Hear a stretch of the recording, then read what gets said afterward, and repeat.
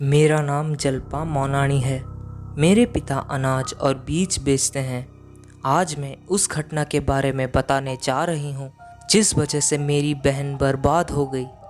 मुझे याद है, हम दोनों बहनें 11वीं कक्षा में बालूबा कन्याशाला में पढ़ती थी।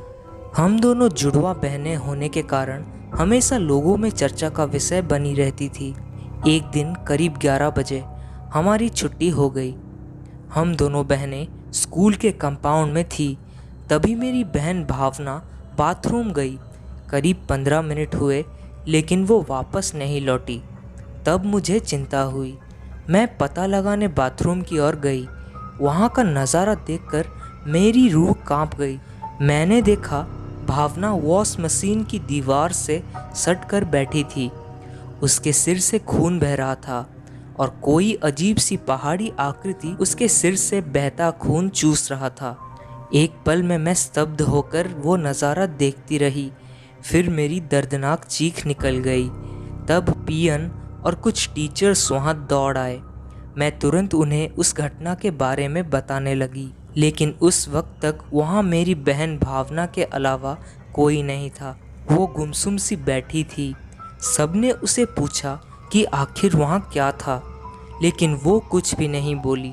वहाँ पर आए हुए सब लोगों ने पहले तो भावना के फिसल जाने का तर्क निकाला और उसके बाद उन्होंने उल्टा मुझे ही कसूरवार बताना शुरू कर दिया।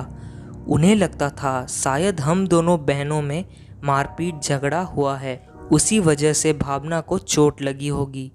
उसके बाद हम दोनों बहनें स्कूल से घर लौटी तो माँ पापा ने भी उसे खूब पूछा, लेकिन भावना जैसे दूसरी दुनिया में ही रही थी।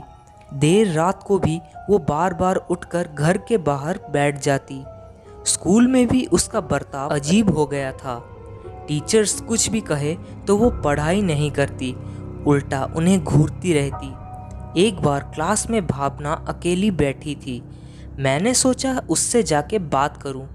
मैं कैंटीन से कुछ नाश्ता लेकर उसके पास जाने लगी। मैंने देखा भावना खिड़की के बाहर देखकर हंसे जा रही थी और अपने होठ बड़बड़ा रही थी। अब मेरी धड़कनें बढ़ चुकी थी। मैंने डरते डरते उसके पीछे जाकर खिड़की की ओर नज़र घुमाई तो मुझे वही रहस्यमयी आकृति नुमा इंसान दूर खड़ा दिखा, जो बाथरूम में भावना के सिर के घाव से खून चूस रहा था। वो डरावना नज़ारा देखकर मेरे हाथ से नाश्ता वहीं गिर गया। तभी फौरन भावना मेरी ओर मुड़ी। उसके चेहरे पर बेहद गुस्सा था। उसने दौड़कर मुझे बाल से पकड़ लिया। अगले ही पल मैं ज़मीन पर थी। आप यकीन नहीं करेंगे, भावना ने उस दिन मुझे चेहरे पर 3 बार काटा। थोड़ी ही देर में और स्टूडेंट्स वहाँ आ गए। उन्होंने भावना को मुझसे अलग किया। मेरी जो बहन पानी भी मुझसे पूछ कर पीती थी, अब वो मुझसे खूनी भेड़िए की तरह बर्ताव कर रही थी।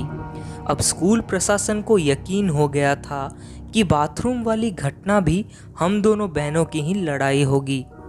उन्होंने उसी वक्त मेरे पापा को भावना के काटने के निशान दिखाए। बात बड़ी साफ थी। वो लोग नहीं चाहते थे कि हम दोनों एक स्कूल में रहे। पापा ने उसी वक्त भावना को हॉस्टल भेजने का निर्णय लिया।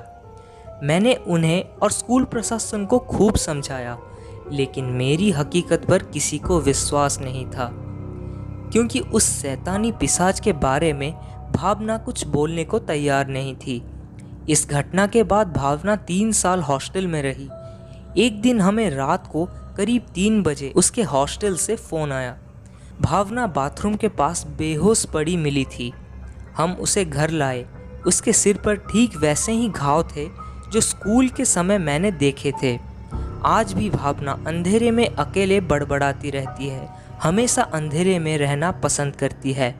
शायद हमारे स्कूल के वक्त से मेरी बहन पर पिशाच का वास है। पता नहीं उसका क्या होगा। मैं इस घटना की बात सार्वजनिक इसलिए बता रही हूँ ताकि मेरी बहन को इस मुसीबत से बाहर लाने का कोई सुझाव मिल सके।